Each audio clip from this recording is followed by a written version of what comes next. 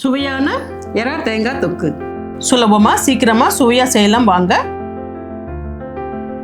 அதுக்கு ஒரு கடாயில் 5 டேபிள் ஸ்பூன் எண்ணெய், 2 டேபிள் ஸ்பூன் நெய் சேர்த்து சூடானதும் 1 டீஸ்பூன் கடுகு, கொஞ்சம் கருவேப்பிலை போட்டு பொரிஞ்சதும் பொரியா அரிஞ்ச 3 பெரிய சைஸ் வெங்காயத்தை சேர்த்து அதோட கொஞ்சம் உப்பு சேர்த்து நல்லா பொன்னிறமாகிற வரைக்கும் வதக்கிக்கலாம். அடுத்து 2 டேபிள் ஸ்பூன் இஞ்சி பூண்டு விழுது சேர்த்து பச்சை வாசனை போற வரைக்கும் வதக்கி சுத்தம் பண்ணி வச்ச 1/2 கிலோ எறா சேர்த்து 2 நிமிஷம் வதக்கிக்கலாம்.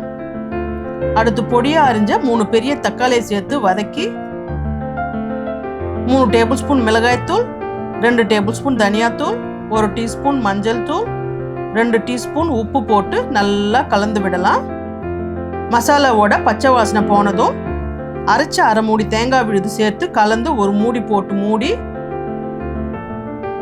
10 நிமிஷம் சிம்மில் வேக விட்டு வெந்ததும் கொஞ்சம் கொத்தமல்லி போட்டு மிக்ஸ் பண்ணி இறக்கின அருமையான எறா தேங்காய் தொக்கு ரெடி.